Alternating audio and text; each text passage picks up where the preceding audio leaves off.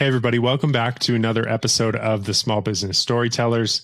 On today's episode, we are going to be talking about intention and being intentional with the space around us, but also with how we're designing our lives. And I can tell you as a business owner, I think this is really, really important work to talk about and really important work to do. And if you're not a business owner and you're listening to this, I think you'll still get a lot of value out of this. I know in my own life, I've seen that the more intentional I am with really designing the space and my life and how I want my life to go, the more value I seem to be getting out of the things I'm interacting with. And so I'm excited for this conversation because we get to dive into this world from a little unconventional way.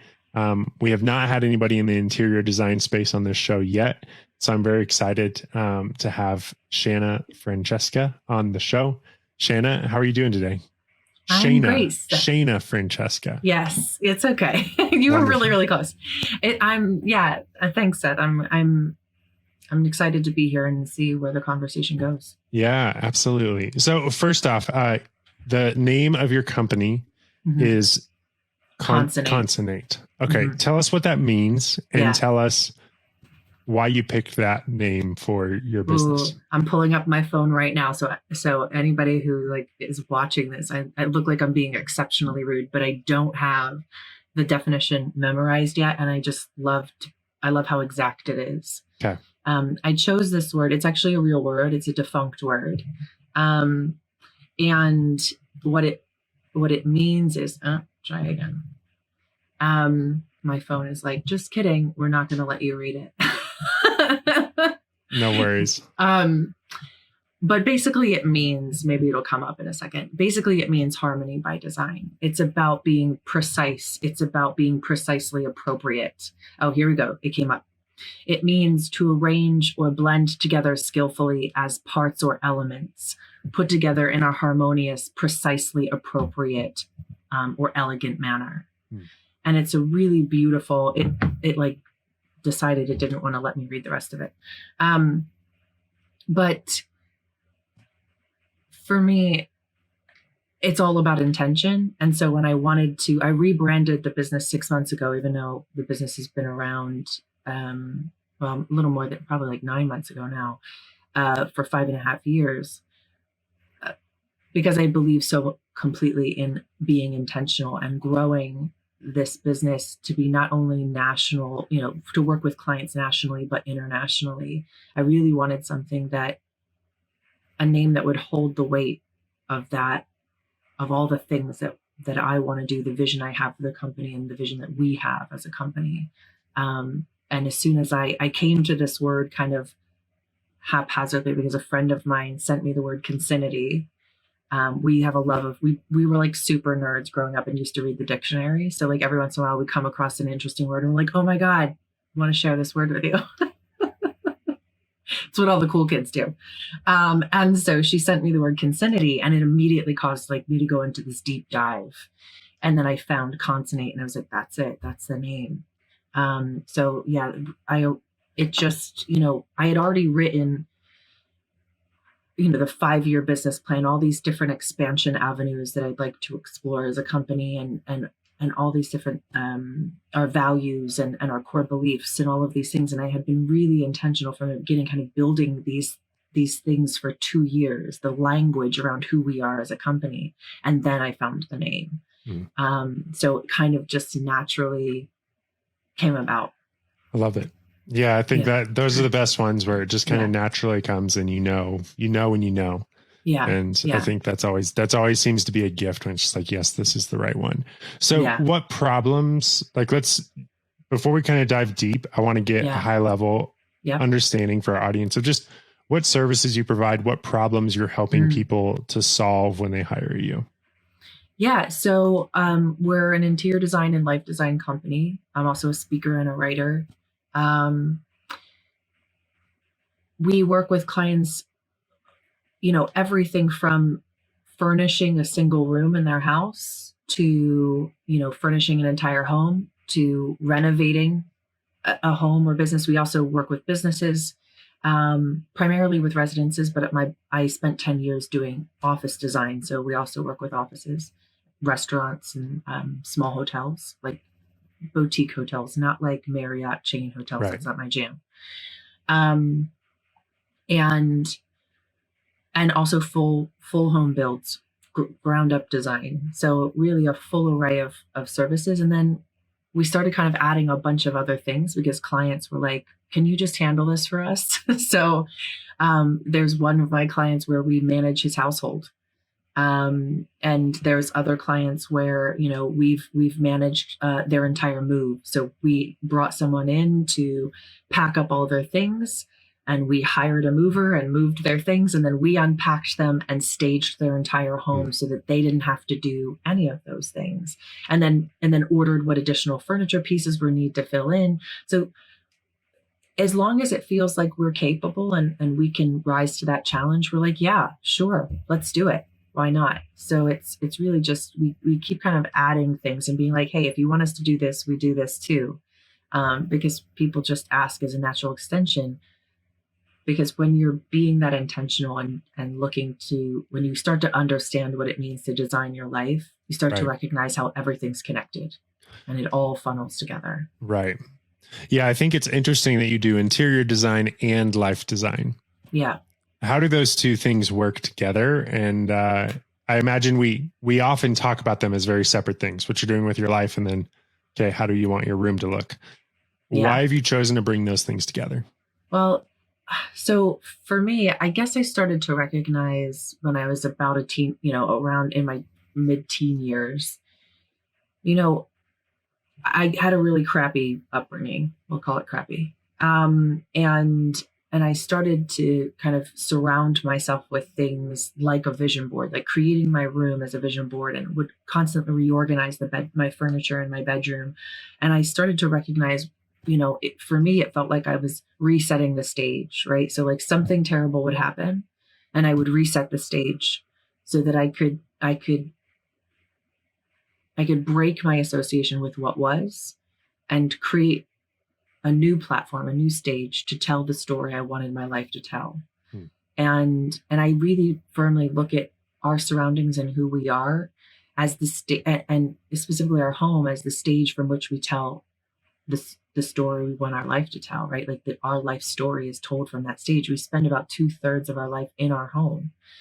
During COVID, we spent like 99% of our time in our home. And I think people started to become acutely aware that there are social norms that have been established that we adhere to within our home that actually are harmful to us, that aren't, or at minimum, they're not beneficial to us, right? Like we're just adhering to them because we feel like we have to. And then when we get really clear on the story we want our life to tell and the purpose we're assigning ourselves and what we want to do with our life, we start to recognize the power of all the decisions we make, right? Including the smells in our home, including the way that clothing feels on our body, the way we feel in it, the way that we are presenting ourselves. It's like the way that you think about marketing, right? It's your personal brand, but it's your personal brand bled into every aspect of your life. And it's not about doing more or making more decisions. It's about being more intentional about what you already do. And the example that I use for people that makes it, I think, pretty simple is like, okay, most of the things that we encounter that we use to wash our body or to care for ourselves have a smell. They're scented. Our detergent, if you use fabric softener or dryer sheets, and then, you have perfume and you have shampoo and you have conditioner and you have lotion and you have all of these things. When's the last time we thought about the fact that all of those scents are on our body at the same time? And that in fact, if we're not thinking about the way that they smell together, those smells may be fighting against one another, or we're not thinking about them as a whole complete picture, right? So if we then think about it, we have to buy all those things anyway. If we think about how those scents might work together, we can create this beautiful scent profile. And it's not really for other people's enjoyment as it is as much for us, because we live inside of our own bodies, right? So your own experience with the scent of your own body is something that is really important, because scent is our strongest connection to memory and emotion. It is our most powerful sense. and the one that we think about the least. We can't Interesting. taste if we can't smell, right? So we lose 2 senses if we lost one. It's the only sense that does that. We can trigger specific emotional responses with a specific scent. Think about the smell of your favorite grandmother, like your grandmother's house, right? Or your favorite aunt or your uncle or whoever it was. Think about how they smelled when you hugged them. When I say those things, people immediately can think about that smell and it recalls specific emotions. Right. That is our interaction with scent throughout all of our life. And the interesting thing is that once we've established an emotional connection to a specific scent, it is nearly impossible to overwrite that emotional connection. We never can overwrite it. So like, this is the foundation of what I do, is like getting intentional about everything we do down to these little things. Yeah, I think that's really interesting. And especially with the scent thing, just a couple of weeks ago, I was talking with a YouTuber named Antonio Centeno. His channel is called Real Men, Real Style. And for the last 5 to 8 years, he's been one of the top YouTube channels with millions of subscribers focusing on men's style. And he just released this, he's kind of beta testing this product where it's a cologne. And you actually get 4, I didn't buy it, but one of my friends did. And I think you pay $500 and you get 4 different scents, but then you also get access to this course. And in the course, he actually talks to you about the importance of scent and of style and different things. But the interesting thing is you actually pick what you want associated with those 4 scents. So I don't know, maybe you would have a sexy scent and a work scent and a exercise scent. But the thing is, it's for you. It's to like create these triggers for your brain. And it was just something so interesting that I'd never really thought about. Everything you were saying goes right in line with that. Yeah. It's the psychology of scent. It's actually one of the least studied aspects of our senses and our sensory world. But it is, in many circles who have studied the psychology of scent, it is arguably one of the most important. Interesting. Yeah. So I'd love to hear your thoughts on, like, from a lifestyle design perspective, what are some key things that our listeners should be paying attention to or like looking at if they're in the place where like, I need some support with lifestyle design. Like I need to kind of be redesigning my lifestyle. And the second part to that question is, how should our environment contribute to that? Like, where's the bridge from, okay, I'm revamping some things in my lifestyle. I know I need to make some changes. I need to reprioritize, but then what should I be doing to the environment around me from a design perspective to support that? Oh, it's such good questions. Yay. Number one, I really love to, whether I ask clients directly or people directly or not, what we get to almost immediately is, what are the rules? What are the rules you're abiding by in your life that you feel are defaults, right? Like, let's get really clear on the rules we're governing our life by, because many of them are societal constructs. They have absolutely nothing to do with who we are, and they're not laws, right? They're just rules. And we adhere to rules for specific reasons. And when we get clear on those rules and those things that are governing our life, it helps us to then get clear on the stories we're telling ourselves about our life, right? The things, whatever we've made happen, has happened to us in our life, the story we're telling ourselves about it, the meaning we've assigned it. And then we can get really clear on who am I versus how have these stories shaped me into who I am, right? And can I release some of these stories? And can I free myself from these rules? And I know that doesn't feel like it has anything to do with interior design, but it has everything to do with interior design, right? Because our external environment in many, many ways is a direct reflection of our beliefs about ourselves. it is a mirror. We use the things around us as mirrors of reflections of aspects of ourselves, of our beliefs of who we are or who we want to be. So when we get clear on all of those things that I was, the story we want our life to tell versus the stories we've told ourselves, when we start to clarify those things, we start to see where we're falling into default patterns, and where we can take a moment and step back, and we can reshape our environment. And I think these things happen at the same time. We reshape our environment, and it reshapes our thoughts about ourselves. And then the reshaping of the thoughts about ourselves then causes us to then again reshape our environment. And they are very symbiotic beings. And there's a lot of healing that happens when we start to take ownership of the story we want our life to tell, and recognize that our home and the environments we spend the most time in are direct reflections of ourselves and are the stage from which we tell the story of our life. And really, we start to embrace our physical environment as the vision board for our life, right? And this doesn't mean we necessarily have to throw the baby out with the bathwater and clear everything out, and we've got to throw everything out, we have to start new. It could be as simple as grabbing a can of spray paint and doing a light sand on your dresser and replacing the hardware and spray painting it an interesting color that really lights up your life. Or, it could be as simple as getting your carpets cleaned in your house, or steam cleaning your curtains so that they're not wrinkly anymore. These are really little things, but what they tell ourselves is that I matter. I matter, and I get to take up space in this world, and I get to do it beautifully. And so when we take those moments, we're telling ourselves that I matter. Spending time on who I am, it matters. It's developing your own personal brand and allowing yourself to recognize that your personal brand is not for anyone else, it's for you. Yeah. Does that answer your question? Yeah, no, that definitely gives it a start. And I think that's really, really interesting to think about.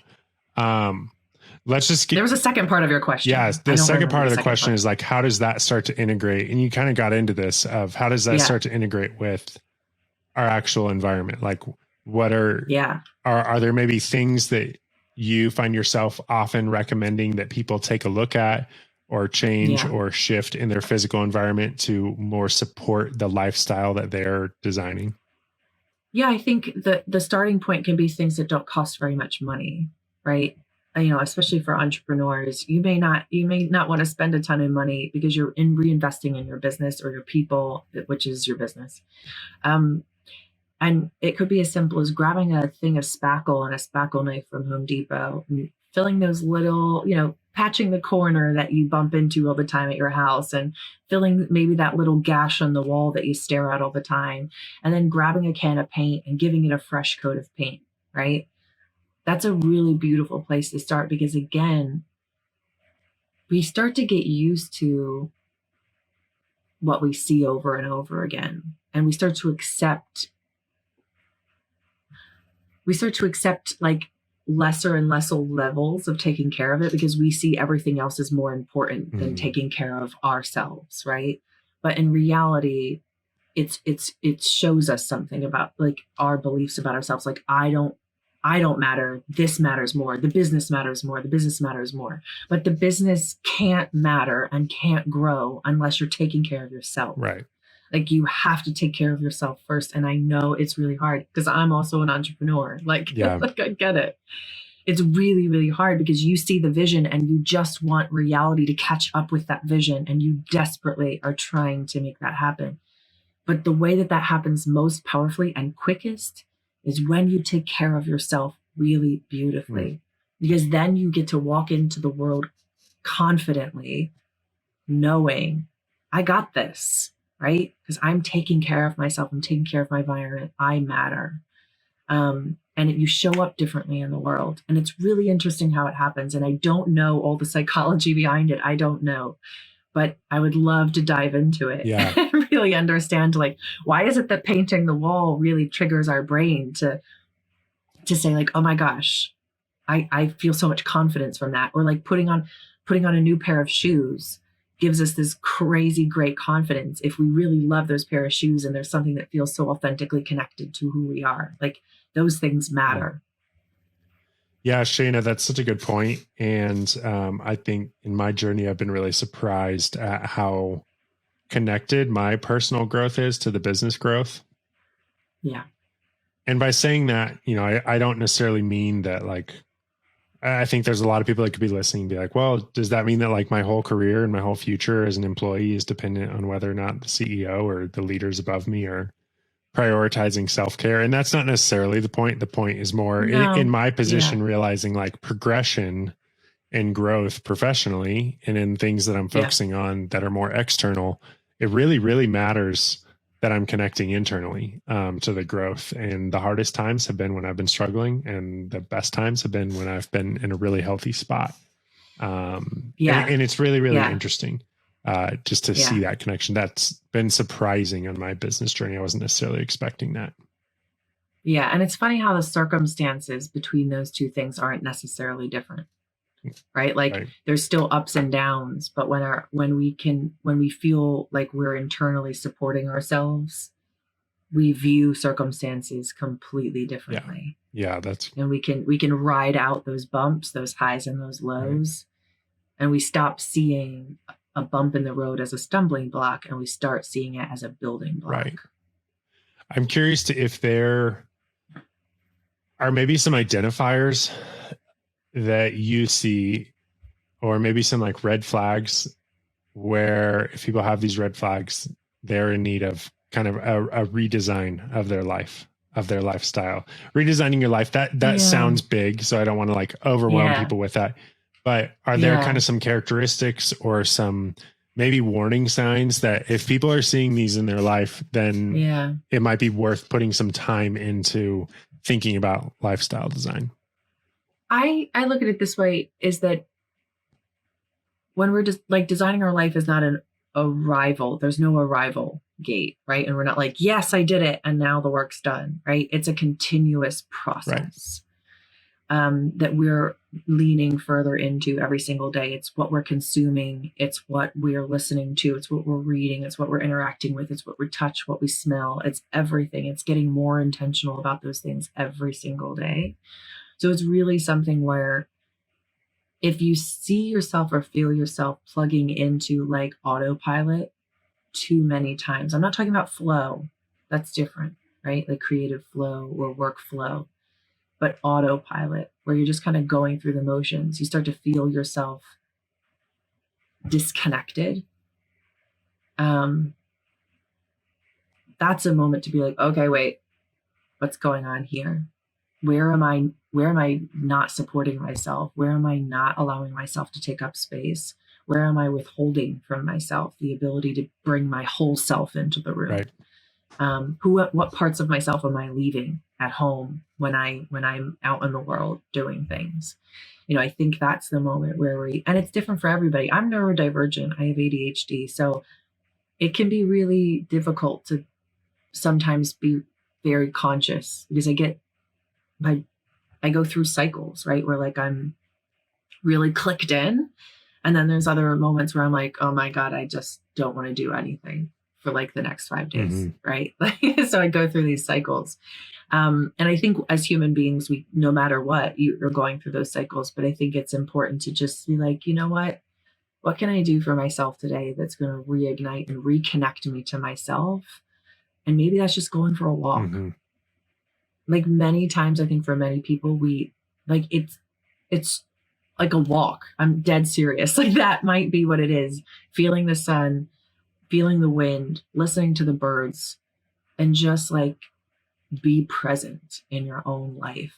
And I think walks are so good for that, getting us back in our body and out of our heads. So that's really, what life design is about, is getting us back in our bodies and out of our heads, getting us present in our own lives. Yeah, that's great. There's so much within that, and you can tell that, there's so much within this life design. I'm curious, kind of before we close this, how did this start for you? How did this, if you'd be willing, how did you get to the place where prioritizing life design and also the environment and architecture around you to support that life design. How did you get to the place where that was really what you knew you wanted to do? In college, I was really just trying to conform. I was trying to figure out, I was trying to catch up. Growing up in a very traumatic, abusive environment, you don't realize how much you're held back socially and educationally and all these things because you're in constant survival mode. You're just trying to get to the next minute alive, right? And so, like in college, I knew what, and growing up in that environment is what led me to want to become an interior designer. To be able to be that person who showed people what's possible in their physical world, and that leading them to what's possible in their actual life. But for me, it just got to the place where, like in college, I was like, okay, now I've got to catch up with everybody else. And I, for a very long time, I was like, okay, the goal is just to be the best, the best designer and to be the trend setter or whatever that means. I don't even, and now in my life, I don't even know what that means anymore. Like I do know what it means, but I don't care what it means. And I guess at some point I realized that I was leaving a huge chunk of my life experience and who I was at home when I was in the world, right? Like just what we were talking about. I was pretending like, okay, I'm healed. I've moved on from that. Now I'm just going to be like, I've always been inspired by architects. So I'm going to be like the next Libeskind or the next Zaha Hadid, right? And I realized the most powerful parts of ourselves are our life story. And I was leaving that at home. And so when I realized that I could take those parts of myself and I could infuse it with interior design, and I just let it take me where it was going to take me. I didn't know the answer. How do those two things come together? I had no idea until I did. And I just kind of let that path meander and let those things come together by bringing my whole self in the room with me every time I met with a client. And it just naturally led me to where I am now. That and doing a lot of reading, a lot of psychology. I read a lot of books on psychology, a lot of books about a variety of different things. That all of a sudden I just started to figure out all these disparate things. They actually have connection points, and it just started coming together. That's beautiful. It's amazing how journeys in the different directions of our life seem to collide, but also how they seem to emerge organically, and they seem to emerge as we dive into the passions that we have more and more. To our listeners, I hope this episode's been helpful in kind of taking a quick dive into this world of intention and intentionality and how important it is for us, especially as business owners, to be intentional with our space. With the last question, I'd like to ask that kind of specifically for business owners, why do you think that the environment, like how we design the physical environment around us, why is that really important for business owners? And are there some things that you would just like right off the bat recommend, like, business owners should be thinking about this or doing this when it comes to their work environment? Yeah, your work environment is important, but your home environment is even more important.